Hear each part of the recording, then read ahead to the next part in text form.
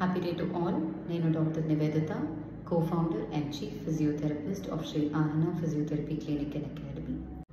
Use చేయండి, లేదంటే పోగొట్టుకోండి.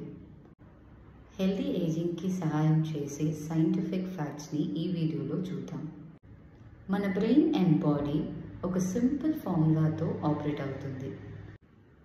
అదేంటంటే మనం చేస్తున్న యాక్టివిటీని రిపీటెడ్గా చేసేటప్పుడు మన బ్రెయిన్ చాలా బాగా స్ట్రెంథన్ అవుతుంది. అదే యాక్టివిటీని మనం చేయకుండా ఆపితే మన బ్రెయిన్ దాన్ని ఫాస్ట్గా మర్చిపోతుంది. దీన్ని న్యూరోప్లాస్టిసిటీ అంటారు. మన మొబిలిటీ, మన muscle power, memory power, coordination, మన బ్యాలెన్స్లో, నడిచేటప్పుడు ఉన్న కాన్ఫిడెన్స్, ఇవన్నీ మనం యాక్టివ్గా చేయకుండా పోతే చాలా ఫాస్ట్గా డిక్లైన్ అయిపోతాయి.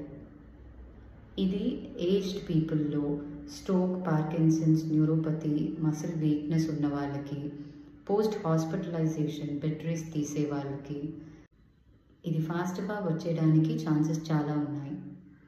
గుడ్ న్యూస్ ఏంటంటే న్యూరోప్లాస్టిసిటీ అన్న కాన్సెప్ట్తో మీ బ్రెయిన్కి మీరు మర్చిపోయిన అన్నీ మీరు మళ్ళీ నేర్పించవచ్చు. దీన్ని రీలెర్నింగ్ అంటారు.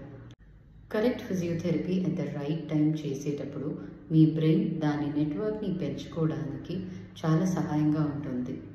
దీనివల్ల మీ మసిల్ పవర్, మీ బ్యాలెన్స్, కోఆర్డినేషన్ ఇవన్నీ ఇంప్రూవ్ అవుతాయి.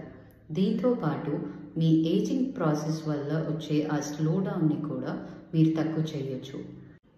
సపోజ్ మీ ఫ్యామిలీలో లేకపోతే మీ సర్కిల్లో ఎవరైనా త్వరగా ఇండిపెండెంట్గా వాక్ చేయాలనుకుంటే ఈ వీడియోని వాళ్ళకి షేర్ చేయండి. Thank you.